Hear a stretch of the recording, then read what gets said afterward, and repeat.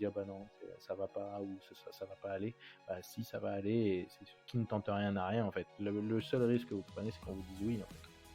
Bonjour à vous et bienvenue dans ce nouvel épisode de la saison 2 du podcast Les Clés du Gîte. Je suis Laura, toulousaine installée dans le Lot depuis 3 ans et propriétaire du gîte de groupe Le Moulin de Bernard. J'en avais marre de n'avoir personne avec qui parler de mes galères administratives, de passer des jours entiers à faire du ménage et ne croiser personne. Alors j'ai décidé d'aller à la rencontre d'autres professionnels comme moi. Équipée de mon micro et d'un casque sur la tête, j'enregistre les témoignages d'hôtes passionnés et passionnant. Mais ce n'est pas tout. Cette année encore, j'interviewe également des experts qui partagent sans limite leurs connaissances et conseils avec vous. Et parce que jamais 203, cette année ce sont 3 épisodes par mois, avec la découverte d'une marque, d'un prestataire ou d'une initiative.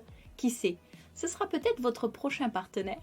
Comme toujours, vous retrouvez les coordonnées de mes invités dans les notes de l'épisode. Enfin, j'ai énormément de plaisir à lire tous vos super messages et avis que vous me laissez sur Apple Podcast ou sur Instagram. Alors merci à vous de faire grandir le podcast et surtout, n'arrêtez pas. Vous me demandez souvent où je puise toute mon énergie et je dois vous avouer mon secret. C'est tout simplement vous, vos retours, vos partages et votre soutien. Allez, place à l'épisode du jour. Bonjour Gauthier. Bonjour Laura. Je te remercie d'avoir accepté mon invitation. Cela fait un bon moment que je souhaite interviewer un banquier dans le podcast, car vous jouez un rôle primordial dans la plupart des projets de gîtes et de chambres d'hôtes. Je t'ai envoyé une longue liste de questions et j'espère qu'ensemble on va pouvoir y apporter un maximum de réponses. Mais avant toute chose, accepterais-tu de te présenter s'il te plaît? Alors bien, écoute, moi je m'appelle Gauthier, je suis chargé d'affaires professionnelles au Crédit Mutuel Océan depuis pas très longtemps, puisqu'on vient de changer de région. Donc j'ai démarré mon parcours dans la banque il y a maintenant 14 ans. J'avais fait une licence professionnelle banque après un DUT Tech Deco, qui m'a permis en fait de faire une année en alternance, de découvrir la banque, de voir que je m'y plaisais et depuis d'évoluer depuis un poste d'accueil. Après j'ai occupé sur les particuliers et puis après maintenant je suis passé sur le professionnel depuis maintenant 4 ans. Initialement, j'ai démarré à Annecy en tant que chargé d'affaires pro et puis là tout récemment aux Herbiers en Vendée. Voilà, mon rôle en tant que chargé d'affaires professionnel, c'est d'accompagner à la fois les professionnels dans leur activité, mais également dans leur côté personnel, donc tout ce qui va être la vie courante, mais les à côté pour pouvoir avoir en fait une vue d'ensemble du patrimoine, et parce que les décisions prises à titre personnel ont un impact sur le professionnel et vice versa. D'accord, parfait. Alors bienvenue dans ta nouvelle vie. Ouais, alors pour en dire un peu plus, en fait, on est arrivé en Vendée puisque on a un projet de reprise de gîte et chambre d'hôtes. Eh oui. Ça va être avec Véronique, ma compagne.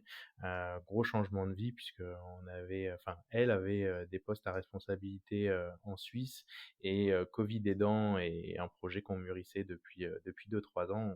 On se lance dans l'aventure avec une ouverture des gîtes et chambres d'hôtes le 20 avril.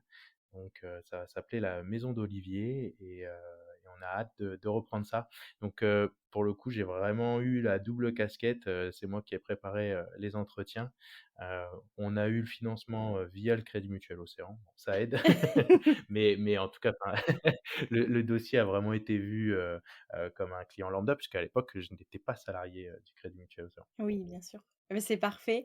Moi, j'aime beaucoup cette double casquette et je trouve que c'est vraiment super, que tu puisses intervenir dans le podcast, avec le côté banque et le côté porteur de projet, bientôt hôte en activité. Pour commencer, je voulais essayer de dérouler un petit peu mes questions par étapes. On commence tous un projet par la recherche d'un financement, quoi. Je dis tous.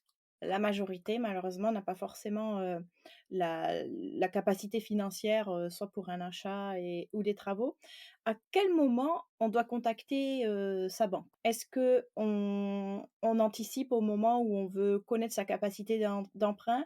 Est-ce que c'est une fois qu'on a trouvé un bien plutôt? Alors, l'idée, ça va vraiment être de définir bien en amont effectivement ce qu'on souhaite, faire, comme projet. Parce que, ce qui va être difficile sur le professionnel, c'est que c'est vraiment le bien, qui va pouvoir faire, toute la structure, de la future activité et donc du coup, des besoins de financement ou en tout cas de la possibilité du remboursement. Parce que quand on fait un prêt, la premier objectif, c'est de pouvoir le rembourser et donc du coup, ça va vraiment enfin pour moi en tout cas, on peut faire un calcul d'enveloppe, mais il va être assez succinct. Le calcul d'enveloppe, on peut le faire sur du particulier parce qu'on a des revenus fixes et qu'on sait que ça va pas trop évoluer. Là, le souci vraiment, c'est que, la le bien va vraiment aider, à la rentabilité et donc du coup, c'est cette rentabilité qui va permettre de payer le prêt. Donc je serais tenté de dire, qu'il faudrait au moins déjà avoir une idée, du bien, pour pouvoir déjà avoir un prix, d'achat et du coup de connaître, si c'est une création ou si c'est une reprise. Si c'est une reprise, d'avoir des bilans sur lesquels se reposer pour pouvoir faire les différents calculs, en fait. D'accord.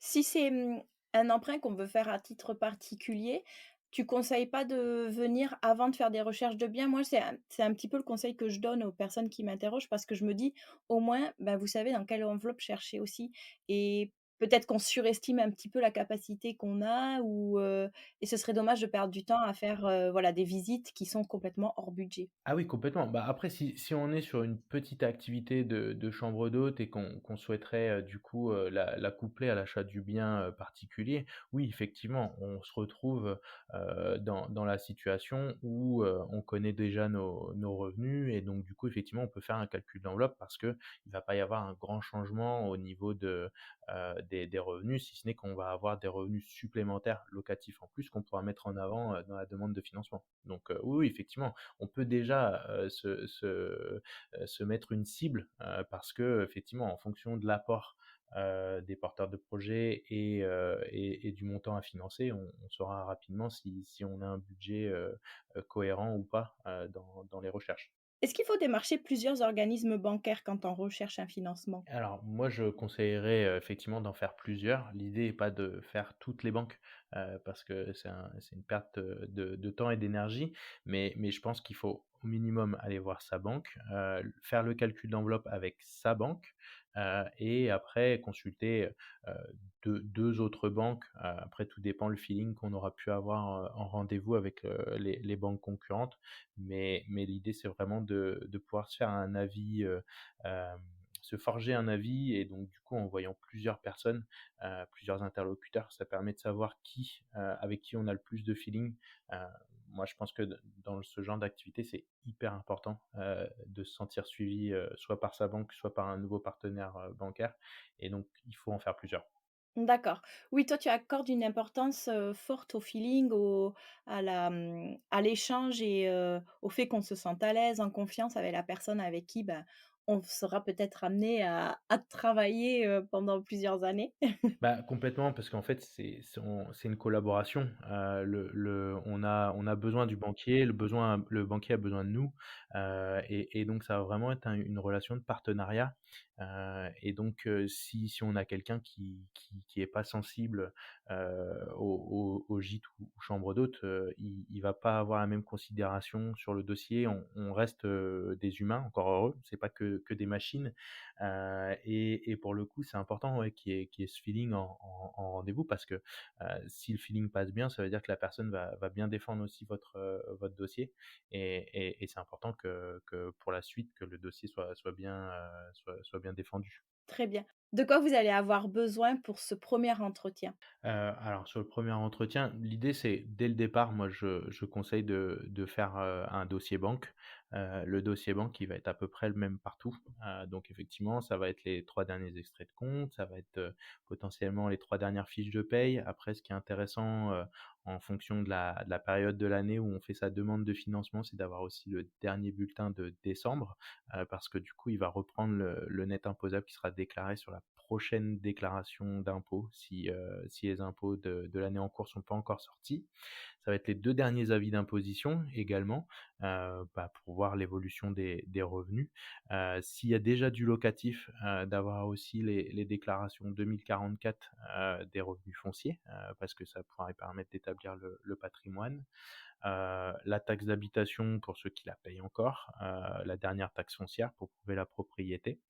Voilà, c'est tout ce genre de documents que le banquier va pouvoir demander. Alors même si lors d'un premier rendez-vous, ça sert à rien d'avoir tout ça, mais au minimum de pouvoir justifier des revenus et des charges. Donc ça va être aussi les prêts en cours, s'il y en a, prêts immobiliers, prêts à la consommation.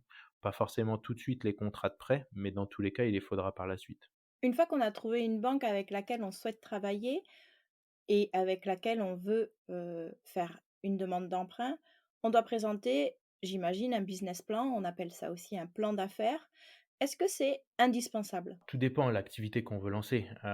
Si on est sur, une chambre d'hôte dans son habitation, très clairement non, pas forcément, parce que ça va pas demander, il va pas y avoir non plus, de beaucoup de revenus, dégagés, et donc du coup, on reste sur un financement classique, de maison, de particulier. Après par contre, effectivement, si on veut en faire, son activité principale, il va falloir prouver, qu'on peut en vivre. Et donc effectivement, il va falloir poser, sur le papier, un prévisionnel de remplissage, de partir, avec, des chiffres, cohérents et vérifiables. Donc ça va être de se renseigner auprès des offices du tourisme, qui eux, souvent avec la taxe de séjour, ont une idée bien précise des taux de remplissage, dans la région. Et donc de bâtir avec un comptable effectivement un prévisionnel autour de ça, pour avoir un support, à présenter, à la banque, sur lequel on puisse se reposer pour pouvoir prendre notre décision en fait. Ce prévisionnel dont tu parles, est-ce qu'il faut le construire sur 3 ans, 5 ans, 7 ans ou davantage? Est-ce qu'il y a une petite règle là-dessus? On va dire que le minimum, ça va être sur 3 ans. Ce qui va être important aussi, en tout cas nous, ce qui nous sert de base, c'est d'avoir un prévisionnel, avec ce qu'on appelle un tableau de trésorerie. Le tableau de trésorerie, effectivement, il va reprendre, les chiffres sur 3 ans et c'est surtout qu'en fonction de la saisonnalité, il va nous permettre de voir, là où le compte pourrait, ou pas passer, en négatif, dans une saison hivernale qui serait un peu creuse. Parce que du coup, l'idée c'est qu'on sache à l'avance où vont être les besoins et qu'on puisse agir en conséquence. Donc notamment, si on se rend compte de ça au moment du montage du prévisionnel, ça veut dire qu'il va falloir prévoir, une somme d'argent supplémentaire sur le compte dès le départ, ce qu'on appelle dans le jargon un fonds de roulement, qui va permettre de passer l'hiver concrètement. Donc effectivement, 3 ans, c'est le minimum, 5 ans, c'est mieux. Après, en fonction du montage qu'on va faire, je sais que nous, par exemple, on a fait le choix de faire un achat en SCI, et une exploitation en entreprise individuelle. Dans la SCI, on a fait un prévisionnel sur 20 ans, pour pouvoir montrer en fait, le différentiel, comptable, parce qu'il y avait les amortissements de la bâtisse qui rentraient en ligne de compte. Donc comme ça, on voyait bien sur 20 ans, les différents, montants. Mais voilà, c'est pas obligatoire. C'était nous, dans notre montage, c'était judicieux de le faire. C'est pas forcément le cas. Souvent, ça peut être, au minimum sur 3 ans. Est-ce qu'on peut faire, par exemple, un prévisionnel sur 3 ans, mais avec 3 hypothèses? Une hypothèse basse, une hypothèse moyenne, une hypothèse haute? Oui et non. Dans l'idée, ça va être vraiment d'avoir une réflexion, en amont. Après ça, on peut le dire à l'oral, mais en fait, l'idée, c'est vraiment d'expliquer ces chiffres. Donc, il s'agit d'un prévisionnel. Donc on sait que, de toute façon, les chiffres, c'est du théorique, c'est pas forcément ce qu'on fera. Par contre, c'est important de pouvoir bien l'expliquer. Heu, Après, j'aurais tendance à dire l'hypothèse basse, elle est importante. Parce que, ça va permettre de dire: «Bah, voilà, malgré qu'on prévoit de faire des chiffres pas très bons, ça nous permet de payer, toutes nos charges fixes» et donc là, du coup, nous, on va apprécier parce que, on sait que même sur un scénario pessimiste, ça passe. Heu, il faut pas forcément être trop optimiste, parce que le problème, c'est que si derrière on réalise pas les chiffres, heu, faut essayer d'être le plus objectif possible dans sa situation, parce que de pas s'emballer, vouloir, faire trop de chiffres ou trop de différences. Si c'est une reprise, si on voit qu'il y a si à la suite de la reprise, on est à 20 de chiffres supplémentaires, soit on peut vraiment l'expliquer et dans ce cas-là, on peut le mettre, mais dans l'idée, ce serait au minimum enfin, le prévisionnel, il faut qu'il parte de l'existant, et donc dans ce cas-là, on reprend les chiffres, actuels. D'accord. Moi, j'avais entendu, qu'on pouvait considérer qu'une entreprise, si elle commençait à devenir rentable au bout de la troisième année, c'était bien, correct. Est-ce que c'est vrai? Est-ce que c'est pas du tout vrai? Est-ce qu'il faut être rentable dès la première année? Ou est-ce qu'il y a quand même une marge de manœuvre? Ça dépend ce qu'on entend en termes de rentabilité. C'est-à-dire qu'il y a le résultat, comptable et il y a le résultat de la trésorerie. En fonction des investissements qu'on va faire dès le départ, il se peut que le résultat, comptable de l'entreprise soit négatif sur les 2, le premier, deuxième, voire éventuellement troisième exercice. Après ce qui est important, ça va être la notion de trésorerie, et si on voit, qu'en trésorerie on est bon, bah, voilà, c'est effectivement le temps, du lancement, en fonction des investissements et des amortissements comptables qu'on va faire suite à ces investissements, que le résultat, va être, négatif ou positif. Donc il y a vraiment 2 notions à avoir en tête. C'est le résultat comptable qui lui sert pour le calcul de l'impôt sur les sociétés, savoir si on est imposable ou pas, et le résultat, on va dire, de trésorerie. Est-ce que, j'ai assez pour payer mes charges, de ma structure. Au moment où on te présente un business plan, il faut déjà qu'on ait fait le choix du statut juridique, parce que j'imagine bien que selon le statut, bah, justement, au niveau des impôts, des déclarations et cetera, c'est pas la même situation? Ou est-ce que c'est pas forcément, nécessaire que ce soit déjà, définitif? Ça peut ne pas être définitif. Après, pour le confort, de chacun et pour pas perdre trop de temps, l'idée c'est d'aller voir, vraiment de lancer la demande de financement quand on a bouclé et qu'on s'est enfin décidé sur le statut. Alors c'est hyper compliqué, parce que nous on a passé des soirées entières, à se torturer pour savoir quel montage. Est-ce qu'on montait en SARL de famille? Est-ce qu'on montait en SCI? Est-ce qu'on était en EI? Est-ce qu'on créait une SAS? C'est super compliqué, on va pas se mentir. Nous, on y est passé par là, on s'est arraché les cheveux, on se les arrache toujours. On sait toujours pas si on a fait le bon choix. Heu, pour rassurer tout le monde, il y a pas de bon choix, concrètement. Il y a qu'un choix qui se justifie par rapport à notre situation, parce que chaque cas est différent. Si on a des enfants, si on en a pas, quel âge si est-ce qu'on a 35 ans, est-ce qu'on en a 50? Ce qui est évident, c'est que ces choix qu'on va faire, il faut être sûr de pouvoir les assumer. Parce que, bah, ça aura des impacts, fiscaux, ça aura des impacts, à la revente, enfin, il va y avoir tout un tas de choses. Alors il faut essayer d'être le plus prévoyant, possible, mais on l'est jamais assez, et du coup, bah, ça aura forcément des impacts.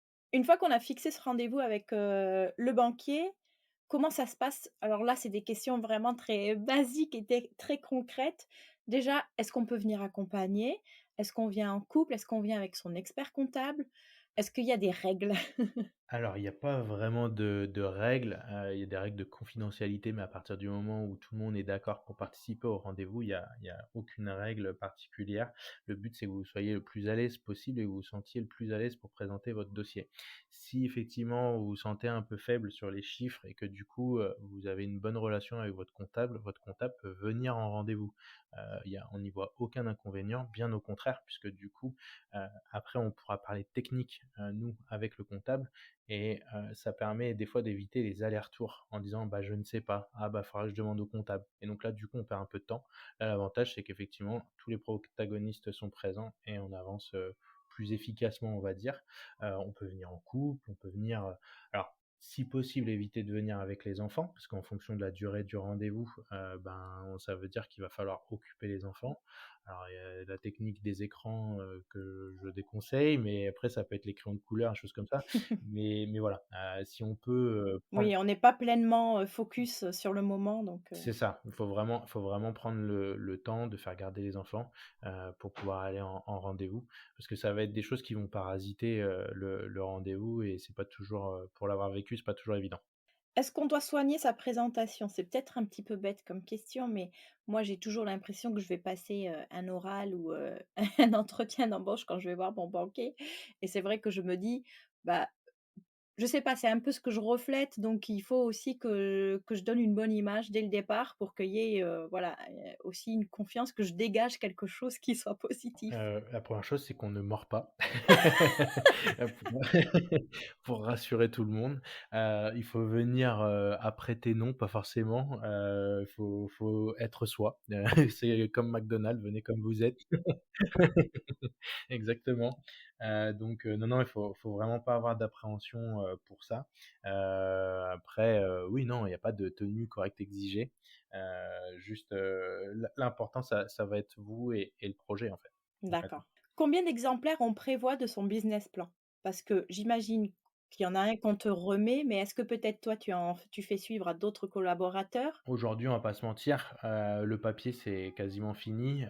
L'idée, c'est d'avoir un support papier, pour le rendez-vous. D'accord. Mais même après, moi, souvent, les porteurs de projets, je les contacte en amont pour qu'ils m'envoient leur support, par email et on suit ça sur l'écran directement. Super, d'accord. Voilà, donc après, je conseille aussi éventuellement alors c'est toujours pareil, hein, il faut dimensionner la préparation de l'entretien, au projet. Plus on va demander, de l'argent, avec un prêt important, plus il faut préparer, parce que la notion de risque, elle va être importante. Mais dans l'idéal, sur des gros projets, c'est de venir aussi avec une présentation, peut-être PowerPoint, qui va permettre de synthétiser, la demande et de pouvoir se raccrocher en fait, à un fil conducteur, qui est la présentation, PowerPoint avec les différents moments. C'est-à-dire que la première partie, c'est la présentation de soi, la deuxième partie, la présentation du projet, la troisième partie, c'est, plutôt le montage, financier avec, le prévisionnel et la partie 4, on aime bien avoir le SWOT. Alors, c'est, point faible, point fort, faiblesse, avantage, désavantage. Voilà, ça permet en fait, de montrer qu'on a une vision globale du projet et qu'on a surtout travaillé. Et qu'on a anticipé effectivement, les obstacles qu'on pouvait avoir, les difficultés qu'on allait, C'est ça, sûrement c'est ça. rencontrer. Super, d'accord. L'idée, c'est vraiment d'être transparent, sur toute la réflexion. Alors, il faut venir avec une réflexion aboutie, mais on a le droit aussi d'expliquer sa réflexion en disant: «Voilà, bah, j'ai rencontré ça comme difficulté, bah, du coup, on a mis ça dans le projet. Au départ, on n'avait pas forcément prévu ça comme ça, mais maintenant, on va faire comme ça parce qu'on s'est rendu compte de». Du coup, c'est important d'avoir aussi le cheminement parce que vous, votre projet, vous le connaissez, parce que c'est vous qui l'avez monté. Faut savoir qu'en face, nous, on découvre tout lors du rendez-vous, en fait, sauf si on a eu des documents avant. Mais voilà, l'idée, c'est vraiment de faire transpirer, toute la réflexion qu'il y a eu, en amont. Donc c'est quand même bien de s'entraîner chez soi avant l'entretien pour bien pitcher, pour bien présenter, pour aller à l'essentiel aussi. Si on n'est pas, à l'aise à l'oral, ce qui est pas le cas de tout le monde, effectivement, c'est de savoir en tout cas, avant d'entrer en entretien, quels sont les éléments essentiels, qu'est-ce qu'on veut transmettre comme information, et effectivement essayer de synthétiser, pour être le plus clair possible, et de se fixer un objectif. Voilà, de dire: «Bah, ça, faut absolument que j'oublie d'en parler», et d'avoir un petit fil conducteur. Ça ce sera toujours plus comment dire? Plus on sera forcément plus à l'aise, si on a préparé l'entretien que si on n'a rien préparé et qu'on fait tout dans l'urgence. Tu disais juste avant que c'était bien de commencer par sa présentation. Moi, je sais que mon banquier, en tout cas, me l'a dit, lui-même, qu'il appréciait que pour notre projet, j'ai justement, bah, fait toute ma carrière dans l'hôtellerie, fait, toutes, mes études aussi dans l'hôtellerie et la restauration. Est-ce que c'est réellement important d'avoir, une sorte de parcours qui peut être cohérent avec, le projet ou du moins qu'on soit, ouvert à l'idée de faire une formation pour justement, prouver, bah, qu'on veut, être au top pour être à la hauteur de tout ce qui nous attend. Effectivement, en règle générale, il faut qu'il y ait une certaine cohérence, entre le projet et le CV de la personne. Après, on le verra, peut-être un peu plus tard dans le podcast, mais ce qui est important dans un dossier, comment nous on mûrit notre, réflexion, ça va être un ensemble de plus et un ensemble de moins. C'est-à-dire que si ce moins parce que du coup, il y a une incohérence, parce qu'on a un changement de vie, on était comptable et on passe, gérant de chambre d'hôtes et de gîte, bah, ça veut dire qu'il faut qu'on puisse le compenser avec un autre plus. Alors notamment, ça peut être, de l'apport supplémentaire, ça peut être une garantie supplémentaire, enfin voilà. Donc c'est pas forcément, moins bien, on va dire qu'effectivement ça peut être éventuellement un handicap si tout le reste du projet, ne peut pas être mis en valeur. Mais si on peut mettre en valeur d'autres, avantages, que la cohérence du CV, c'est tout à fait possible. On va dire que c'est peut-être un petit peu plus compliqué où on part avec des points de retard, mais on a moyen de les rattraper. Génial. Imaginons, on a fait cet entretien, ça se passe bien, on a fait notre présentation, on est trop content. Qu'est-ce qui se passe après de ton côté? Comment tu étudies le dossier? Est-ce que c'est, une étude un peu collégiale avec une sorte de comité? Est-ce que, c'est chaque conseiller qui étudie un dossier et qui est le seul à l'analyser? Comment ça se passe, cette décision? Tout va dépendre de l'établissement bancaire. Donc moi, après, je vais parler pour, ce que je connais, c'est-à-dire au Crédit Ouais, Mutuel. L'idée l'idée, c'est déjà l'avantage par rapport à peut-être d'autres groupes bancaires, c'est que 95 voire 97, voire 98 des décisions sont prises en agence. Donc ça, c'est vraiment important, parce que du coup, on a une connaissance, accrue du terrain puisque c'est le lieu de vie, où on travaille et où on le connaît. Et du coup, après, par contre, effectivement, en fonction des montants, ça peut être des décisions qui peuvent être prises, ailleurs par nos engagements. Alors souvent, il y a un siège social, hein, en l'occurrence, donc le Mutuel Océan, c'est à La Roche-sur-Yon. Et donc là, du coup, on a des collègues, qui étudient, en même temps le dossier. Donc nous, on le monte, on le présente. C'est nous qui faisons le relais, des informations entre le client et nos collègues. d'accord. Et donc dans ce cas-là, la décision leur appartient. Mais l'avantage, c'est que c'est des collègues qu'on connaît et en fait, on peut discuter. C'est-à-dire que, bah, en fonction de son analyse, on peut ou pas être d'accord avec et après on en discute. Soit on peut revenir sur certaines décisions, ou soit il y a comment dire? Un no go parce que, tels fondamentaux est pas respecté. Et eux, leurs décisions, elles se basent sur quoi? Est-ce que c'est purement sur les chiffres? Et on se dit: «OK, la banque, elle prend un risque ou elle en prend pas». Est-ce que c'est quand même plus, complet que ça et effectivement ça prend en compte, bah, la pertinence du projet, le fait que ça peut être, novateur, le fait que c'est sur un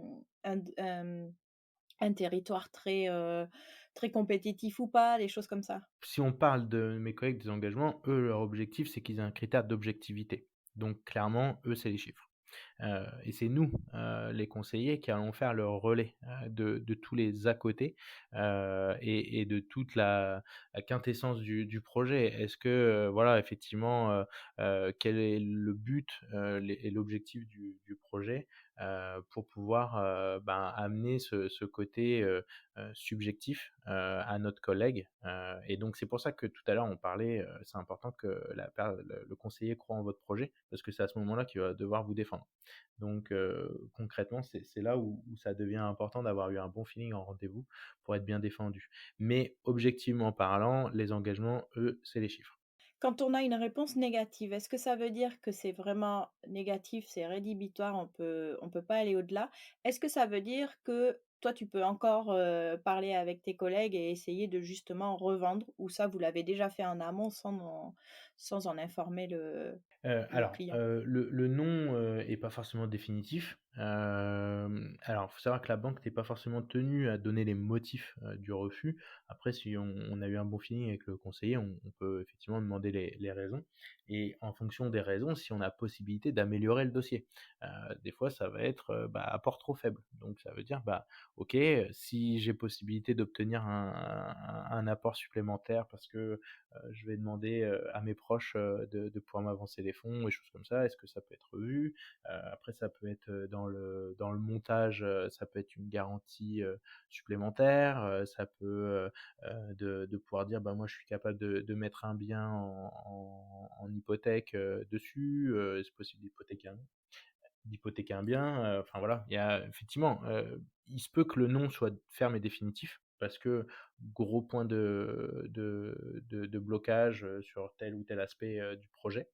Heu heu, Par exemple, j'avais eu une demande, d'une cliente, qui voulait, acheter, comment dire? Sur Annecy, une bâtisse, qu'elle voulait refaire en chambre d'hôte, heu parce qu'elle voulait faire un espace, bien-être. Donc on était au bord du Fier, qui est une rivière, qui est à côté d'Annecy. Et en fait, je suis allé voir sur Google. Donc souvent moi, quand on m'interroge sur un dossier, je vais voir l'emplacement, parce qu'il est hyper important. Et là, en l'occurrence, on était sur un virage, en épingle, qui est en fait, la route pour accéder, aux stations, du Grand Bornand et de la Clusaz. Donc c'est une route qui est hyper fréquentée. Donc là, bah, il y avait pas moyen d'améliorer le dossier, parce qu'on peut pas vouloir faire du bien-être, au bord d'une route, concrètement. Voilà. Et donc peu importe à moins que d'autofinancer, ou alors il faudra même vraiment beaucoup d'argent, parce que nous, du coup, on croit pas au projet. Mais à ce moment-là, c'est toi qui lui dis: «Bah, non, il y a pas de pertinence» ou tu soumets quand même le dossier à tes collègues? Non, en règle générale, nous, on est le premier filtre. Donc voilà, on revient toujours sur, la croyance ou pas du projet.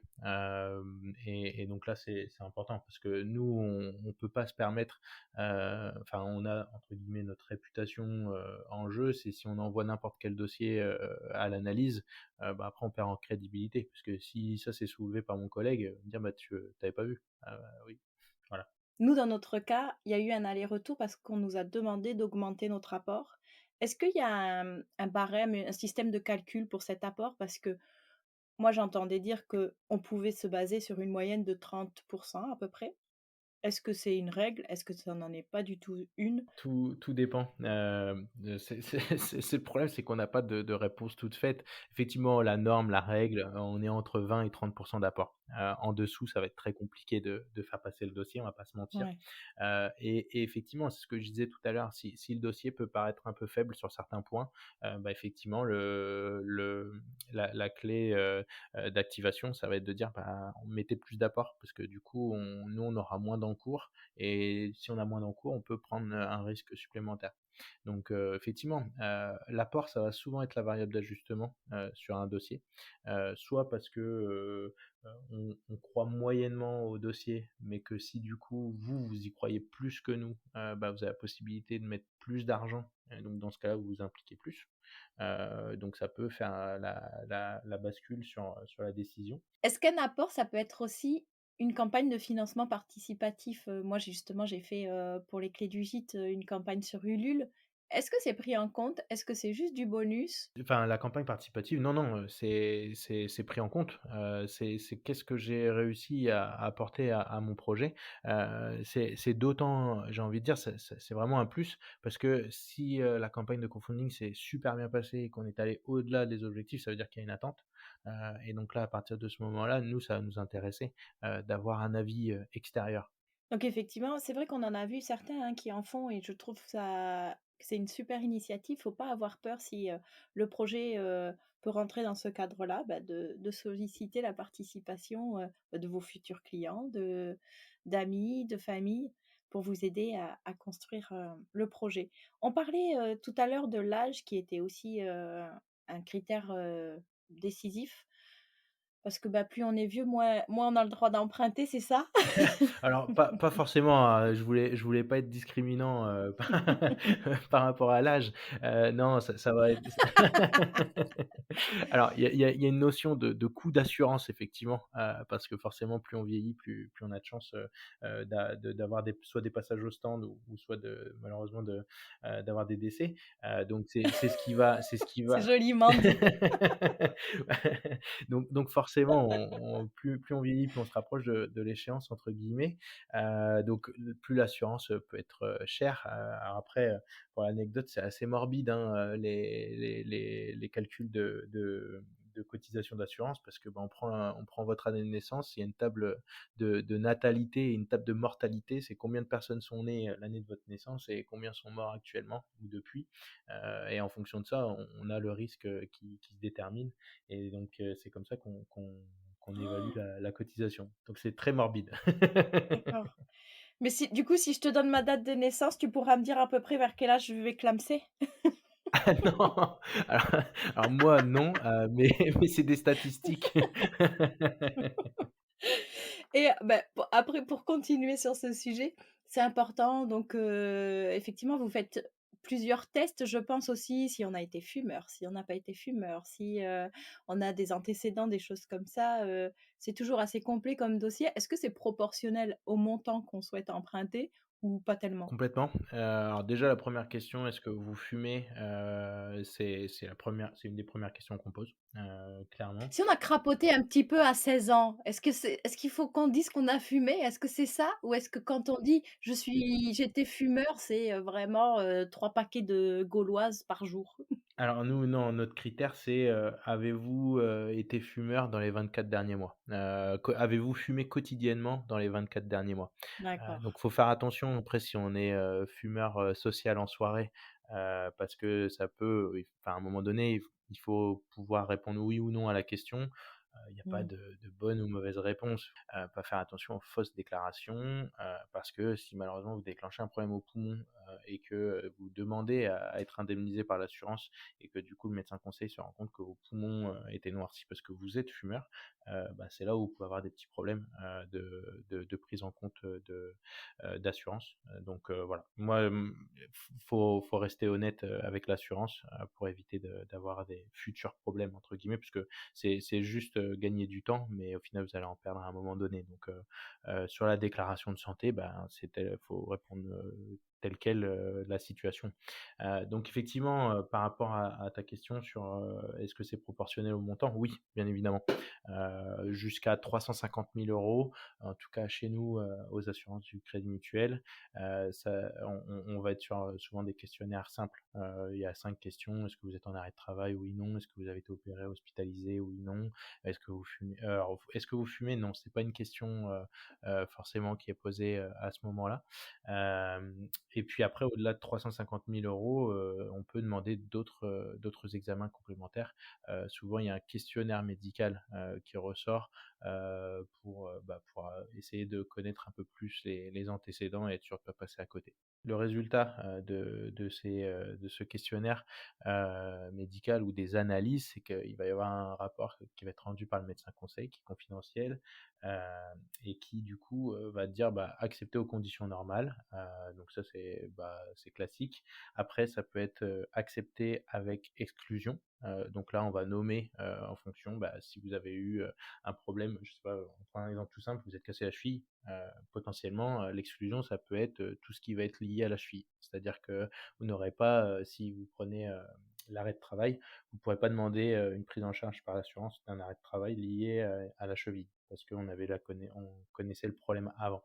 Après, il peut y avoir, exclusion ou surprime, et ou ça peut être cumulatif. C'est-à-dire qu'on peut avoir une surprime en disant: «Bah, voilà, nous, par rapport à notre tarif standard, vu qu'il vous est arrivé ça, on va être obligé, d'augmenter la cotisation, d'assurance qui était, initialement prévue, et on va mettre une exclusion sur la cheville». Enfin, alors je prends la cheville, hein, c'est vraiment, faut pas le prendre au pied de la lettre, hein, ça peut vraiment être, très, autre chose, et en fonction de l'historique médical qu'on peut avoir. Si une maladie se déclare plusieurs années après, est-ce qu'il faut en informer son banquier? Est-ce que ça change la donne? Pas du tout. La décision médicale est vraiment prise à la mise en place, du dossier, et donc mis à part si, du coup, vous avez besoin d'avoir une prise en charge, liée à cette maladie qui se déclare, effectivement, il faudra en informer votre assureur, mais plutôt pour en récupérer les indemnités que pour laquelle vous avez droit et à laquelle vous payez depuis quelques années. Donc non, non, il faut pas avoir peur, de déclarer, la maladie. Je pense aux petits projets, de résidence principale. On a fait une campagne d'information où en fait il y a plus heu, de de questionnaire médical, pour, la résidence principale. Donc en fait, l'idée c'est de pas de poser de questions, comme ça on n'est pas au courant, et donc du coup, vous pouvez, emprunter. Donc ça a été mis en place, récemment. Bon, revenons sur des questions un peu plus joyeuses. On a l'accord. Hi hi! On fait péter le champagne, c'est trop bien. combien de temps il faut patienter avant d'avoir les sous-sous sur le compte en banque? Ça peut aller très vite. Tout dépend encore une fois le process, interne de l'établissement bancaire que vous choisissez. Mais, nous, si on est par exemple sur un achat, en SCI, on est sur des prêts, professionnels, donc il y a pas de délai, supplémentaire de réflexion. À partir du moment où le contrat de prêt est signé, vous pouvez, signer chez le notaire, dès si vous signez le matin, vous pouvez signer après-midi, ça peut aller très vite. C'est plutôt le processus de réflexion qui peut prendre du temps, parce que entre le moment où vous avez eu le rendez-vous à la banque, et le moment où le banquier doit revenir vers vous, heu, il c'est là où il faudra demander les délais qui peuvent être plus ou moins longs en fonction des périodes, d'affluence, on va dire. Par exemple, fin d'année, les délais sont hyper rallongés puisqu'on a beaucoup de congés, l'été, les délais sont rallongés parce qu'il y a beaucoup de congés également. Voilà, faire attention sur les périodes de mai, où il va y avoir beaucoup de ponts.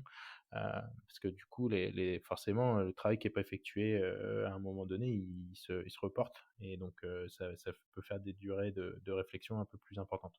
Et on ne coupe pas les ponts avec son banquier une fois qu'on a l'accord. On construit la relation dans la durée, j'imagine. Oui, alors, tout à l'heure, on parlait de relations, de partenariat.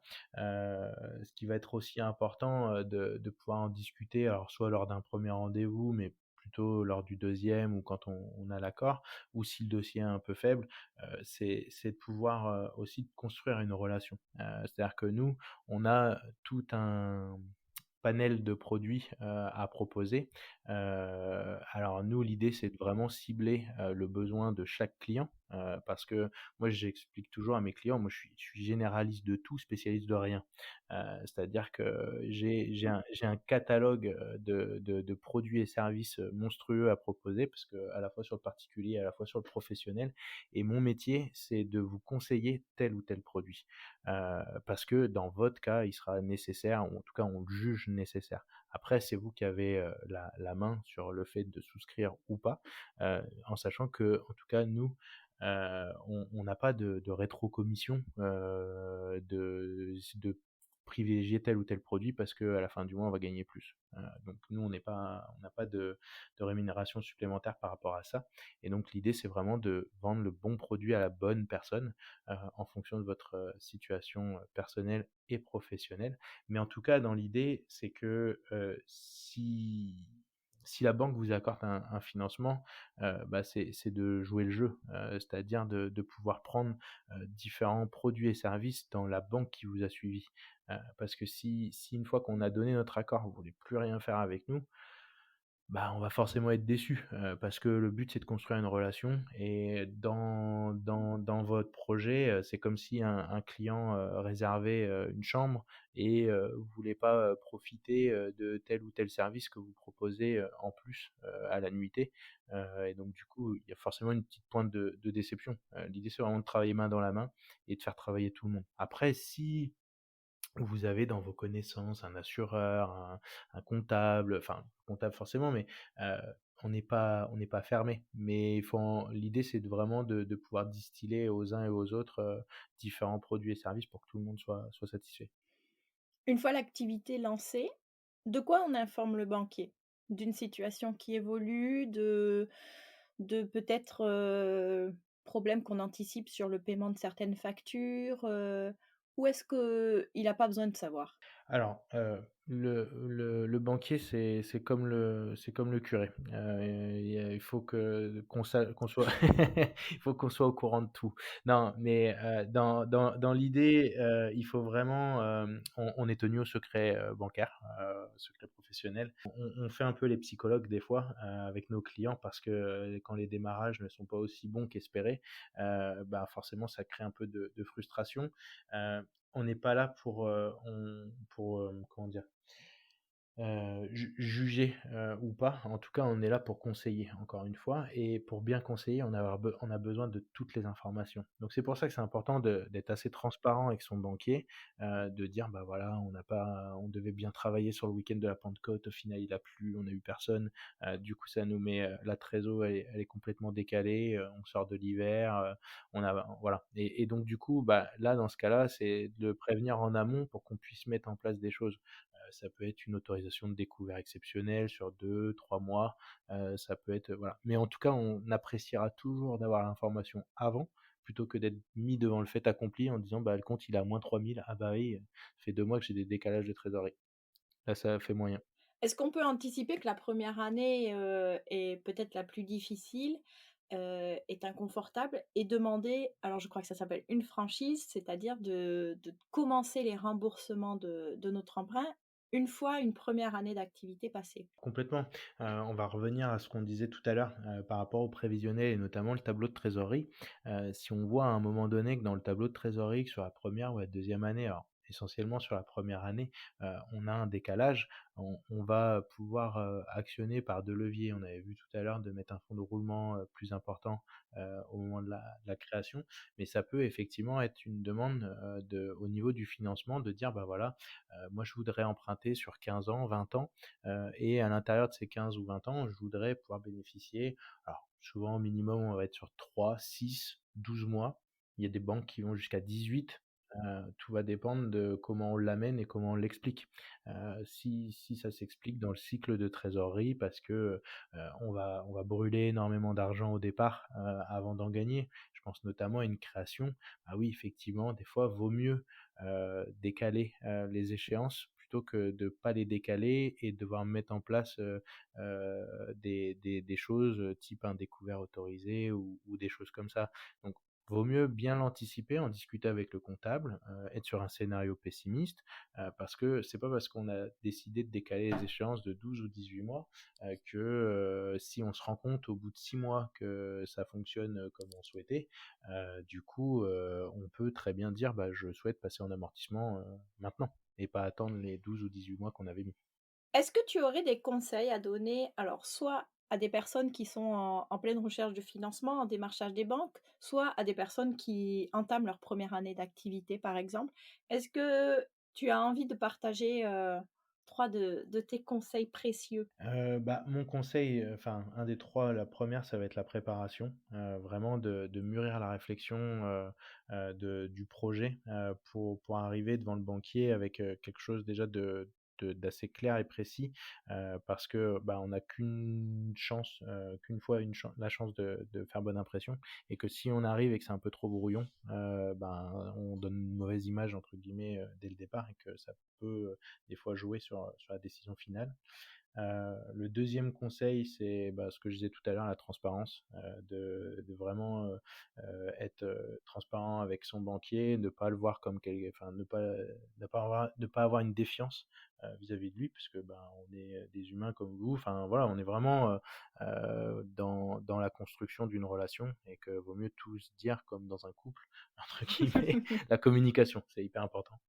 Voilà et voilà et après, 3 conseil, c'est, ben, de pas de oser, en fait.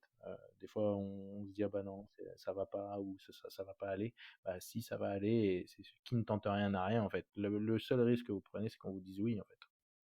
Ah, j'adore, c'est beau ça.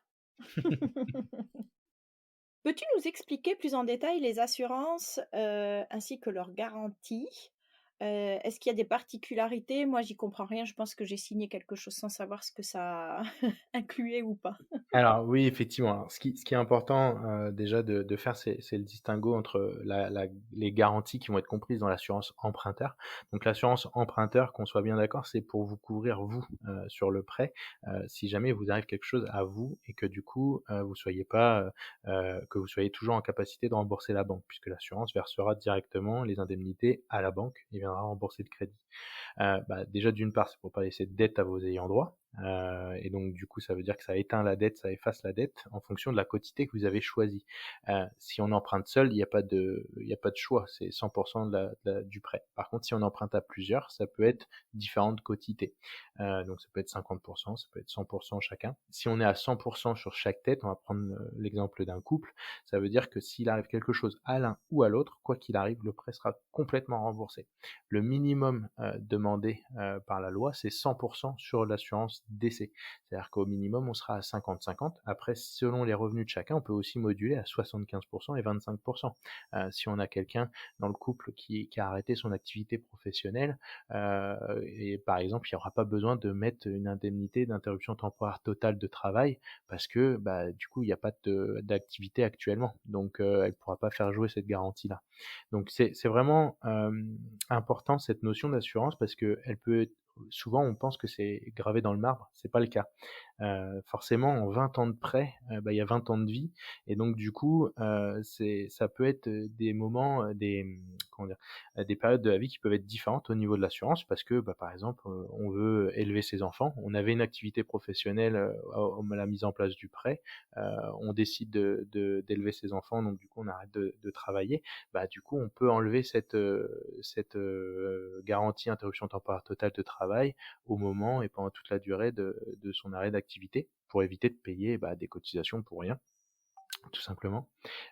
Et donc du coup, l'idée c'est de pouvoir adapter, ces garanties d'assurance à sa situation personnelle à chaque fois. Alors à chaque fois, il y a un délai de 12 mois, c'est-à-dire qu'on peut changer tous les ans à l'échéance de l'assurance les différentes garanties en accord avec la banque. Et donc du coup après au niveau des quotités et comment dire? Des garanties, ce qu'il faut bien redescendre avec le banquier, c'est, les conditions générales de l'assurance, parce que il se peut qu'il y ait des exclusions. On avait souvent en tête les sports extrêmes, le parachute, des choses comme ça qui pouvaient être en exclusion. C'est pas forcément encore le cas aujourd'hui. Sur certaines assurances, oui, sur d'autres, non. Mais souvent, en fait, on nous demande, mais est-ce que je peux faire appel à une délégation d'assurance? Alors oui, vous avez tout à fait le droit, la loi le permet hein, depuis plusieurs années maintenant. Par contre, ce qui est important, c'est de savoir pourquoi on prend une délégation et est-ce que le contrat de la délégation est meilleur que le contrat de la banque. Je prends un exemple, des contrats April, de base, qui du coup vont paraître moins chers au départ. Oui, effectivement, sur le papier, ils sont moins chers que nous, mais ils ont aussi moins de garanties. C'est-à-dire ils ont pas moins de garanties, ils ont plus d'exclusions.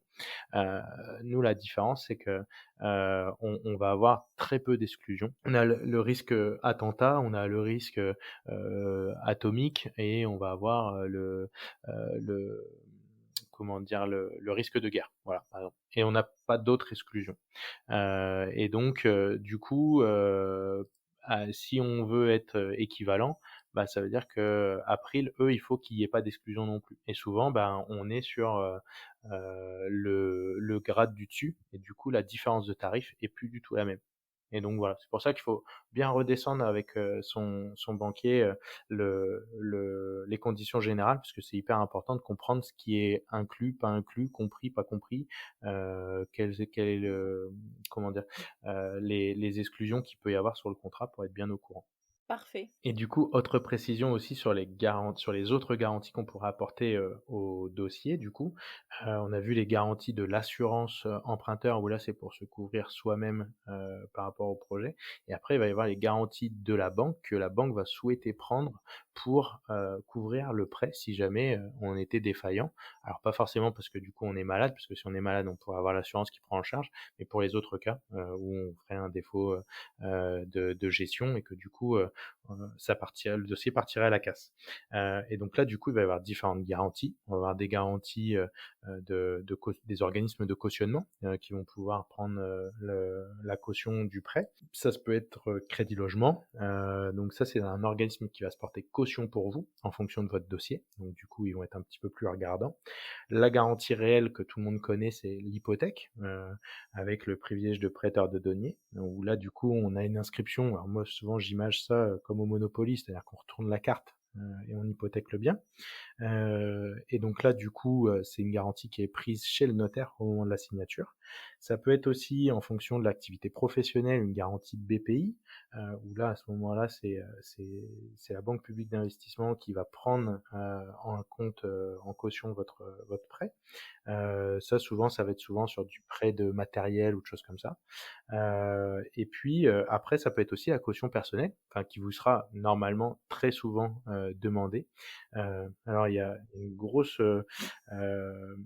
légende sur la caution personnelle.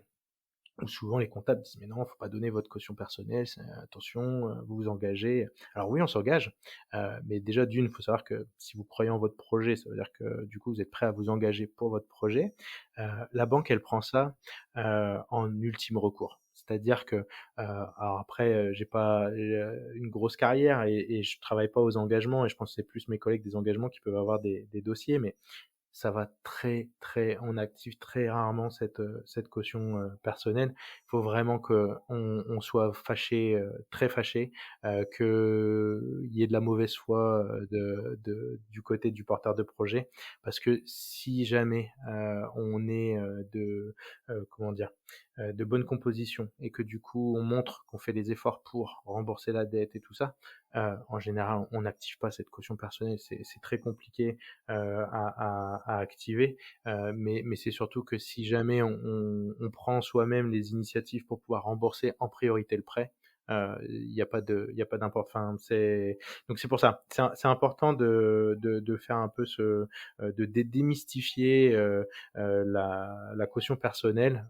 Nous, pour notre projet personnel, pour la maison d'Olivier, on a pris notre caution personnelle et j'ai signé les yeux fermés parce que je sais que c'est un ultime recours et c'est parce que du coup on aura fait des fautes avant et qu'on n'aura pas fait ce qu'il fallait.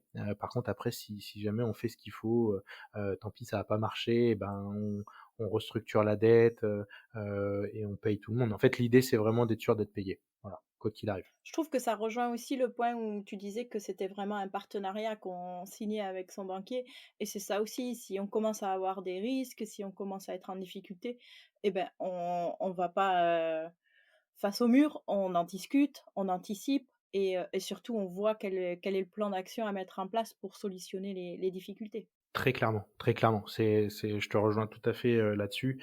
C'est de bien être dans l'anticipation, pour pouvoir trouver des solutions ensemble. Alors attention, souvent on a des clients qui viennent nous voir: «Mais vous avez quoi comme solution?»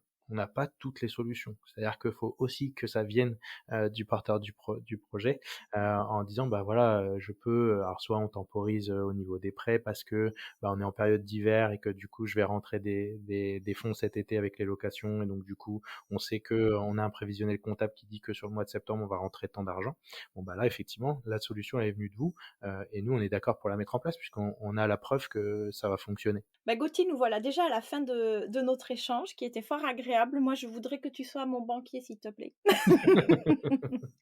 Parce que parce que le mien, il est moins sympa. Bon, j'espère qu'il va pas écouter cet épisode, mais Gauthier, est-ce que tu acceptes que les auditeurs, s'ils ont une petite question, une petite demande, puissent te contacter pour avoir ton avis et puis, bah, ton point de vue d'expert? Oui, oui, pas de problème.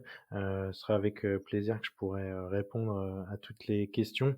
Je pourrais pas être le banquier de tout le monde, mais en tout cas, je pourrais répondre à certaines questions sans aucun problème. Parfait, donc vous retrouverez les coordonnées de Gauthier dans les notes de l'épisode.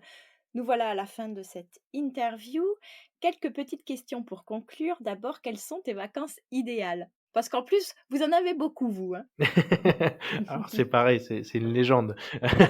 On a 5 semaines de congés payés comme tout le monde, mais c'est juste que des fois, il nous arrive de ne pas travailler comme vous et souvent vous nous contactez quand vous êtes en vacances, mais vous acceptez pas que le banquier soit en vacances. Non, moi j'ai l'impression de à chaque fois que je contacte mon banquier, je te jure, c'est soit il est parti en vacances, soit j'ai un message, automatique dans mes mails. Ah, c'est très frustrant. Ah oui, non mais je suis d'accord. Après il y a des besoins de service, il y a aussi des besoins de formation, parce qu'on est formé, Oui, oui, tout au oui. long de l'année et c'est vrai que des fois entre les congés, les RTT et les formations, on peut croire qu'on ne travaille pas souvent, mais on travaille. Donc pour répondre à ta question sur les vacances idéales, j'espère que je vais pas choquer, mais des fois c'est bien de les faire sans les enfants. Heu, Ouh! mais dans ce cas-là, des courtes vacances sans enfants où on se retrouve, pour le coup, tous les 2. Ouais, Alors moi je suis plus montagne, madame est plus, mer, donc entre les excellent. 2. À quel détail tu es attentif lorsque tu séjournes à l'extérieur? Alors moi souvent, je vais peut-être paraître un petit peu toqué, mais c'est plutôt la propreté, des lieux, voir que les poussières ont bien été faites, récemment, que tout tout bien propre. Et puis également les services qui vont pouvoir être proposés soit directement dans la maison ou en tout cas aux alentours. On est très spa avec Véronique, donc c'est vrai qu'on cherche souvent des lieux où il y a un jacuzzi, sauna, hammam, voilà. Excellent. Et votre projet alors, il s'inscrit dans quelle durée? Quand est-ce qu'on pourra venir dans votre jolie maison d'hôte ou les gîtes? Alors du coup, la maison d'Olivier, on va ouvrir à partir du 20 avril pour la saison. En fait, on est situé à 20 minutes du Puy du Fou, donc c'est vraiment le gros bateau qui amène tous les touristes en Vendée. Alors nous, on essaye de se détacher du Puy du Fou, parce qu'on veut pas être dépendant que d'une seule source entre guillemets Clientèle? Mmh. de clientèle, voilà. Et donc, on va essayer de travailler déjà à l'année. Là, c'est exceptionnel qu'on ouvre le 20 avril parce qu'on n'avait pas encore, on n'était pas encore propriétaire. Mais dans plusieurs années, l'idée c'est d'être ouvert à l'année et de proposer aussi des choses pour les professionnels, parce qu'on a beaucoup sur les herbiers. Le Nord Vendée est hyper attractif en termes d'entreprise. Et donc, du coup, l'idée serait d'accueillir soit des commerciaux, des auditeurs ou des choses comme ça à travers les gîtes en proposant un service de petite restauration. Alors nous, on veut pas faire à manger parce Mmh mh. que on veut pas empoisonner les gens. mais, mais dans l'idée, c'est de trouver, on a déjà quelques contacts pour nouer des partenariats de livraison de repas à domicile ou de choses comme ça, mais un petit peu plus haut de gamme. Et c'est Véronique qui va s'en occuper à temps plein ou est-ce que tu prévois de quitter ton emploi? Alors, ben, c'est un point qu'on n'a pas abordé pendant le podcast, mais en tout cas sur l'activité gîte chambre d'hôte, nous on a fait le choix de garder un emploi, permanent, rémunéré, parce que souvent la rentabilité est pas forcément là pour les 2. Donc, aujourd'hui oui et pour, les 5 ans à venir. Après effectivement, si on a développé, assez fortement le chiffre d'affaires et qu'on arrive à se dégager, 2 salaires, pourquoi pas quitter mon emploi à terme, mais c'est vrai que pour l'instant, ce sera l'activité principale de Véronique. Très bien. Bon, ma toute dernière question, dans quel établissement aimerais-tu, séjourner le temps d'un week-end en amoureux du coup? Et bah du coup, on n'a pas encore eu le temps de les faire, mais on avait repéré les bulles de Sologne. En fait, c'est des dômes géodosiques dans une petite forêt où les bulles sont espacées. Je crois il doit y avoir 500 ou 1 kilomètre entre chaque bulle. Et donc, du coup, il va falloir qu'on teste ça très vite. C'est parfait. Un grand merci Gauthier pour ton temps, pour toutes ces infos hyper pointues, complètes. Je pense que voilà, ça va aider énormément de porteurs de projets. Je te remercie et je te souhaite une très bonne continuation pour la banque, mais aussi pour votre beau projet. Merci Laura, à bientôt. Au revoir.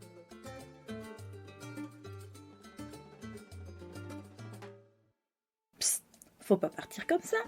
Avant de se retrouver pour un prochain épisode, je vous invite à laisser un avis et 5 étoiles sur Apple Podcast ou à m'identifier sur Instagram. Promis, maintenant j'arrête de parler.